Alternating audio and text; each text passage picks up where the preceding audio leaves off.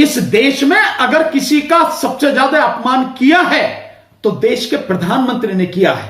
Number एक, कांग्रेस की कौन सी वो विधवा है, यह किसका अपमान है, यह किसने कहा है? हर कोई जानता है देश के प्रधानमंत्री ने कहा है। क्या यह भाषा होनी चाहिए देश के प्रधानमंत्री की? यही उनकी तहजीब है, यही तरीका है?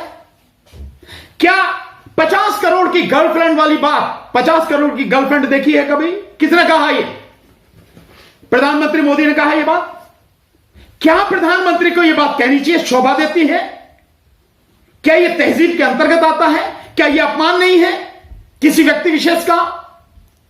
और इसके अलावा इनको आप जानते हो वो कौन है जिनको आप कपड़ों से पहचान सकते हैं? क्या है? पूरे समाज को अपमानित करते हुए आप पूरे समाज का अपमान कर रहे हैं। किसने कहा? यह प्रधानमंत्री ने कहा। मेरठ की चुनावी एक रैली में शराब का मतलब आप जानते हैं किसको कहा? शराब। से समाजवादी पार्टी, रा से राष्ट्रीय लोकदल, शराब, से बसपा, शराब, यह शब्द इस्तेमाल किया। क्या यह प्रधानमंत्री की भाषा होनी चाहिए? इसके अलावा ऐसे कितने ही मौके हैं जिस पर प्रधानमंत्री ने इस देश के लोगों का, इस देश के जनता का, इस देश का अपमान किया। ऐसे कितने ही मौके हैं। तो अपमान राहुल गांधी ने नहीं किया, लेकिन जेपी नड्डा इससे ज्यादा और क्या भी कह सकते हैं। अपमान अगर किया तो इस देश में सबसे ज्यादा अगर गंदी भाषा बोली तो देश के प्रधानमंत्री मोदी ने बोली और किसी ने नहीं। मैं कह रहा हूं कि जो सजा की गई है वो सजा बिल्कुल गलत की गई है, बिल्कुल गलत। नंबर एक, गलत क्यों की गई है? ये जो भी कुछ हुआ, ये हुआ कर्नाटक में, कोलार में। एक तो ज्यूरिडिक्शन नहीं बनता यहां का। दूसरी बात, जो सेक्शन 499 भारतीय दंड संहिता आईपीसी का सेक्शन 499 जिसमें डिफेमेशन यानी मानहानि की परिभाषा दी गई है, उसे पढ़ा जाए। सेक्शन 500 यानी 500 जिसमें मानहानि के केस में सजा है उसको। तो जो डेफिनेशन है यानी जो परिभाषा है सेक्शन 499 के तहत अगर उसको पढ़ेंगे तो उसमें बिल्कुल साफ है, किसी व्यक्ति और उस व्यक्ति का अपमान होना चाहिए। किसका नाम लिया गया था? किसी व्यक्ति का नाम नहीं लिया गया। जिस व्यक्ति ने यह कंप्लेंट फाइल करी है उसका नाम नहीं था उसमें, कहीं दूर दूर तक भी नाम नहीं था। यह बिल्कुल एक सामान्य बात है। अगर कोई अरे यार ये तो सारे के सारे ऐसे ही होते हैं, ये इस तरह की भाषा है, ये कमेंट के रूप में आप कह सकते हैं, कर सकते हैं, लेकिन किसी व्यक्ति विशेष का अपमान हुआ? किसका हुआ?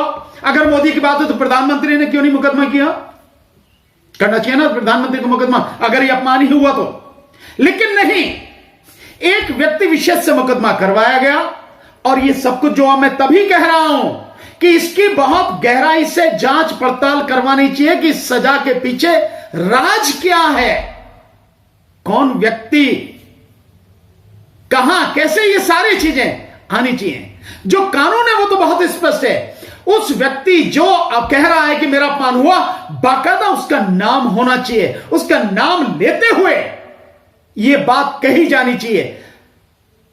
राहुल गांधी ने किसी का नाम नहीं लिया। आप अगर यह पूछा जाए, मैं ये कहने लगे सारे वकील चोर हैं और मैं मुकदमा करूं, तो मेरे से यह कहेगा मैंने आपका नाम लिया जी, मैंने तो आपका नाम नहीं लिया और आप क्यों मान रहे हो सारे वकील चोर हैं? तो आप चोर हो क्या? तो मेरे पास क्या जवाब होना चाहिए कि मैं चोर हूं क्या? नहीं भाई मैं तो चोर नहीं हूं, तो फिर मैंने आपके लिए तो नहीं कहा। यह होना चाहिए ना। यही इसीलिए कहा गया है कि उस कानून में उस व्यक्ति के विषय में स्पष्ट होना चाहिए किसकी लिए बात कही गई, उसका अपमान कैसे हुआ है। यह है कहानी। ना तो उसमें उन्होंने जिन भी लोगों ने कर रखी है, सुनने में ऐसा भी आ रहा है, मुझे जानकारी नहीं है, लेकिन सुनने में ऐसा आ रहा है कि कोई मुकदमा इस तरह का बिहार में भी है, बिहार में भी कर रखा है और यह गुजरात से था, गुजरात सूरत से। तो ये जो सारी चीजें जिस व्यक्ति ने किया उसका नाम नहीं लिया गया। वैसे ही ये मैं इसीलिए कह रहा हूं कि यह सजा जो की गई है निश्चित रूप से गलत की गई है, बट इसकी लीगल रेमेडी है, अपील करेंगे सेशन कोर्ट में, वहां सारी बात रखी जाएगी और कांग्रेस के जो वकील हैं, राहुल गांधी के जो वकील हैं, वो रखेंगे और मुझे विश्वास है कि सेशन कोर्ट इन सारी चीजों को देखेगी।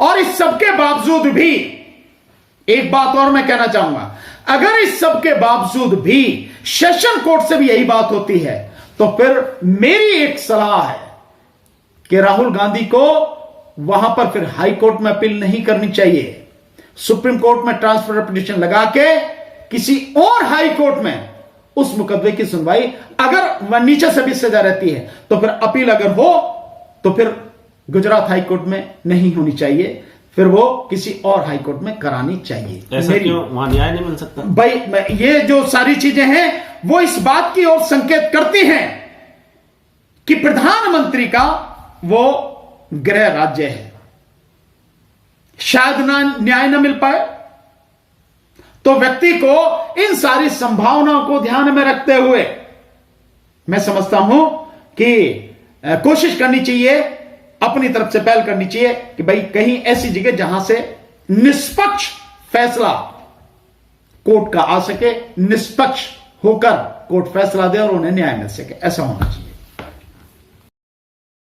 भानु प्रताप जी, फिलहाल राहुल गांधी की सदस्यता रद्द कर दी गई है। अब सवाल ये उठाए जा रहे हैं कि राहुल गांधी जी जिस तरीके से बेबाकी से सदन के अंदर सवाल पूछ रहे थे, सड़क पे जब चलते थे तो सवाल लगातार जो है सत्ता पार्टी से लगातार बार बार पूछते थे।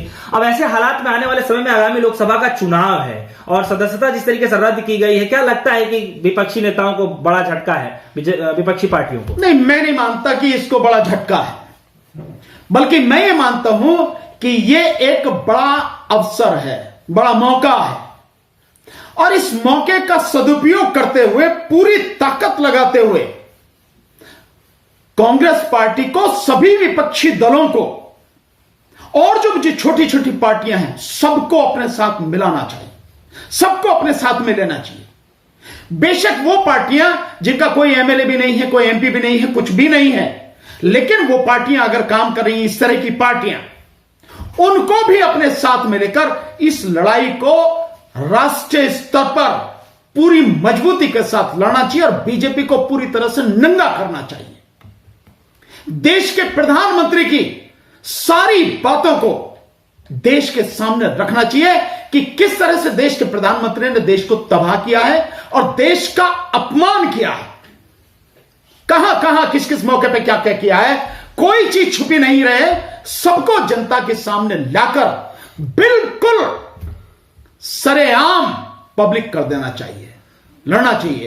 तो मैं तो इसको एक मौका मानता हूं और मैं ये मानता हूं कि ये जो कार्रवाई की गई है, ये निश्चित रूप से जो भारत जोड़ो यात्रा, उसके बाद जो राहुल गांधी की ताकत बढ़ी और वो जो लेबल लगाया था, वो लेबल बीजेपी ने वो हट गया और अब एक संघर्षशील नेता की जो उनकी छवि बन रही है, और जिस तरह से वो सवाल पूछ रहे हैं, निश्चित रूप से उन सबसे बुरी तरह से घबराई हुई है। और सबसे ज्यादा घबराहट जो मुझे लगता है, न केवल जो पहली यात्रा हुई है, इससे भी है कि जो दूसरी यात्रा कही जा रही है कि जो पूर्व से पश्चिम की तरफ होगी या पश्चिम से पूर्व की तरफ जो होगी, अब दक्षिण से उत्तर की तरफ हुई थी, और दूसरी जो होगी भारत जोड़ो यात्रा की जो बात हो रही है, मैं समझता हूं उससे बुरी तरह से घबराई हुई है, और कि किसी तरह से ये यात्रा ना हो जाए, क्योंकि पूरी तरह से देश का माहौल बदल सकता है। इस वजह से घबराहट और ये सारे काम इस वजह से हो रहे हैं। सर, राहुल गांधी की संसद सदस्यता रद्द होने के बाद पश्चिम बंगाल की मुख्यमंत्री ममता बनर्जी ने भी जो है इस पर टिप्पणी किया है और वो कह रही है कि पीएम मोदी के न्यू इंडिया में विपक्षी नेता बीजेपी के निशाने पर है, जबकि आपराधिक पृष्ठभूमि वाले बीजेपी नेताओं को मंत्रिमंडल में शामिल किया जा रहा है। सच कहा है उन्होंने, ममता जी ने बिल्कुल सच कहा है, इसमें कोई शक नहीं है। भाई जितने भी अपराधी हैं, उन अपराधियों को बीजेपी, जो भी अपराधी होता है उसके खिलाफ ईडी, सीबीआई और वो करकर जो डर जाता है वो बीजेपी में चला जाता है और वो अपराधी वहां उसके सारे पाप धुल जाते हैं, सारे गुनाह धुल जाते हैं। ऐसी वॉशिंग पाउडर, ऐसी मशीन है, उनको शामिल कर लेते हैं। दूसरा, ऐसे अपराधी हैं कितने ही, सैकड़ों की संख्या में, जिनको भगाया है, जो यहां से भागे हैं, जिनको पकड़ने का नाटक कर रही बीजेपी, किसी को नहीं पकड़ा। चाहे 14,000 करोड़ के घोटाले वाला आपका नीरव मोदी हो, और चाहे आपका 13,000 करोड़ के घोटाले वाला मेहुल चौकसी हो, चाहे ललित मोदी हो, चाहे माल्या हो, एक नहीं है, कितने हैं। आप लिस्ट देखिए सर इसी भाषण की वजह से तो उनको सर सजा मिली है। किनको सजा मिली है? राहुल गांधी को 2 साल के लिए। भाई आप देखिए, बहुत सिंपल सी बात है। बीजेपी और बीजेपी क्या, बीजेपी का मतलब है मोदी। प्रधानमंत्री मोदी के अंदर भयानक रूप से घबराहट है, और ये जिस तरह के सारे कदम उठाए जा रहे हैं, ये उसी घबराहट का एक नतीजा है, परिणाम है उसका। ये सारी चीजें हैं, तो इसमें कोई ऐसी बात नहीं है। ममता जी का बिल्कुल कहना सही है, ये सब कुछ हो रहा है। वैसे भी बीजेपी, मोदी राज में बीजेपी जितने भी अपराधी तत्व हैं, उनका एक गढ़ बनती चली जा रही है। लेकिन सर राहुल गांधी जी बार बार ये सवाल उठा रहे थे कि जो है लोकतंत्र जो है खतरे में है, लोकतंत्र के साथ मजाक किया जा रहा है, बोलने की आजादी छीनी जा रही है, माइक ऑफ कर दिया जाता है, लोकतंत्र का बार बार जब जिक्र करते हैं, और उसके बाद ही जो है सर अब ये देखने को मिल जाता है। भाई पार्लियामेंट की प्रोसीडिंग्स पिछले कुछ समय से जो आप देख रहे हैं, उसे कौन नहीं चलने दे रहा? यह बिल्कुल साफ जाहिर है कि उसे सत्ता पक्ष नहीं चलने दे रहा। भारतीय जनता पार्टी जो है वो नहीं चलने दे रही, और बार बार माफी की बात को लेकर हंगामा कर रही है, जिसकी वजह से संसद की कार्रवाई चाहे लोकसभा में हो चाहे राज्यसभा में हो, लगातार स्थगित हो रही है। पहले आप उनका माइक ऑफ कर देते हैं, देन उसके बाद में बोलते हैं, तो आप लोकसभा की कार्रवाई से उनके सारी जो स्पीच है, जो सवाल है, आप उनको एक्सपंज कर देते हैं, हटा देते हैं उनको, और इसके बाद आप वो बोला नहीं तो जैसे ही वहां से फैसला आया तुरंत आपने सदस्यता रद्द कर दी, क्योंकि संसद में जो भी बोला जाएगा रिकॉर्ड होगा। हालांकि संसद में जो भी वो चाह रहे हैं उसे रहने देते हैं उसके रिकॉर्ड में, जिसको चाह रहे हैं वो हटवा दे रहे हैं। ये स्थिति हो रही है, तो मैं समझता हूं इसमें क्या दिक्कत है। सड़क पे बोलना चाहिए, बाहर आके बोलना चाहिए। भाई बेल तो उन्हें मिली गई, राहुल गांधी को बेल तो मिल गई, सेंटेंस तो सस्पेंड हो ही गया 1 महीने के लिए, और निश्चित रूप से ये जब अपील में जाएंगे तो सेशन कोर्ट से निश्चित रूप से सेंटेंस जो सस्पेंड होगा उन्हें बेल मिल जाएगी। जब तक मुकदमा चलेगा चलने दे, कोई फर्क नहीं पड़ता। तो सड़क पर लड़ें, और सड़क पर लड़ाई आपके और भी जोरदार तरीके से होना चाहिए, और जैसे मैंने कहा सबको बुला के, सबको साथ में लेके, एक बड़े भाई की तरह व्यवहार करते हुए, सबको गले लगा के, और लोगों को जिम्मेदारी भी दो, आगे बढ़ो, और पूरे देश में जबरदस्त आंदोलन खड़ा करो, और उसके बाद में जेल भरो आंदोलन खड़ा करो। देखें किस किस को भेजती है, कितनी इसकी औकात है बीजेपी की। लेकिन सर राहुल गांधी जिस बेबाकी से बोल रहे थे, अब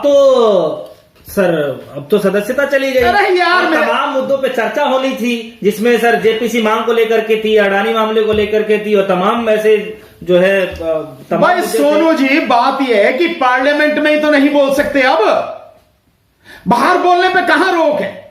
सदस्यता जाने से आप बोल नहीं सकते, ये कहां है? बाहर बोल सकते हैं, खूब बोलो आप, बल्कि खुला मैदान है, खूब खुले मैदान में पूरी दुनिया को बताओ, पूरी दुनिया को दिखाओ, बताओ। मैं तो कह रहा हूं सरकार को नंगा करो, उसकी हर स्कीम, मोदी के हर कदम जो उसने उठाया, मोदी द्वारा किए गए हर घोटाले, हर बेईमान को जिनको उन्होंने संरक्षण दिया, हर चीज को पब्लिक के सामने नंगा करो ना, दिखाओ पब्लिक के सामने, पता लगेगी। रही बोलने की बात, बोलने की तो हम भी कितने समय से बोल रहे हैं, हम तो शायद उनसे ज्यादा ही बोल रहे होंगे, लगातार बोल रहे हैं, बोलने की नहीं बोल रहे हैं। लेकिन भाई ठीक है, वो मेंबर पार्लियामेंट है, उस घराने उस पार्टी से रहे हैं, तो उनकी बात को ज्यादा महत्व दिया जाता है, शायद हमारी बात को इतना महत्व नहीं दिया जाता। नहीं तो सरकार के खिलाफ हम लगातार बोल रहे हैं। सरकार की जो नीतियां हैं जन विरोधी, देश विरोधी, उनको खुला करके हम लोगों को बता रहे हैं, समझा रहे हैं, उनके खिलाफ बोल रहे हैं लगातार। अभी आप देखिए, एक मैं बता देता हूं आपको, जैसे आपको समझ में आ जाएगी। ईवीएम के खिलाफ हम कब से लड़ रहे हैं? ईवीएम के खिलाफ हम 2019 30 मई, जिस दिन मोदी सरकार ने दोबारा शपथ ली, तब से हम लगातार लड़ रहे हैं, लगातार, और एक एक चीज खोल के बता रहे हैं ईवीएम के विषय में, वीवीपैट के विषय में। और जब अब ये जो नई लाई गई है ईवीएम, जिसके लाने की बात की जा रही है, इलेक्शन कमीशन जो कर रहा है, रिमोट कंट्रोल से चलने वाली जो ईवीएम है, उसके विषय में भी हमने उसी समय बात की थी, जनवरी में जब लाने की बात हो रही थी, हमने तब भी ये सारी बात की थी। लेकिन ये बात विपक्ष नहीं उठा रहा था, अब ये बात उठा रहा है कपिल सिब्बल भी, और यही बात शरद पवार जी भी, ये सब लोग कर रहे हैं। जो बात हम पहले से कर रहे हैं, हम वो इस बात को उठा रहे हैं। लेकिन सर भाजपा के जो अध्यक्ष हैं जेपी नड्डा जी, वो राहुल गांधी को बता रहे हैं कि राहुल गांधी का अहंकार बहुत बड़ा है और समझ बहुत छोटी है, और उन्होंने जो है अपने राजनीति लाभ के लिए उन्होंने पूरे ओबीसी समाज का अपमान किया है। इस पे सर आपकी प्रतिक्रिया? मैं समझता हूं कि जो जेपी नड्डा कर रहे हैं, चापलूसी के अलावा और क्या कह सकते हो आप इसको? प्रधानमंत्री की चापलूसी हो रही है और क्या है कि समाज का अपमान कर रहे हो। इस देश में अगर किसी का सबसे ज्यादा अपमान किया है तो देश के प्रधानमंत्री ने किया है। नंबर 1, कांग्रेस की कौन सी वो विधवा है? ये किसका अपमान है? ये किसने कहा है? हर कोई जानता है, देश के प्रधानमंत्री ने कहा है। क्या यह भाषा होनी चाहिए देश के प्रधानमंत्री की? यही उनकी तहजीब है, यही तरीका है क्या? 50 करोड़ की गर्लफ्रेंड वाली बात, 50 करोड़ की गर्लफ्रेंड देखी है कभी? किसने कहा? ये प्रधानमंत्री मोदी ने कहा यह बात? क्या प्रधानमंत्री को यह बात कहनी चाहिए शोभा देती है?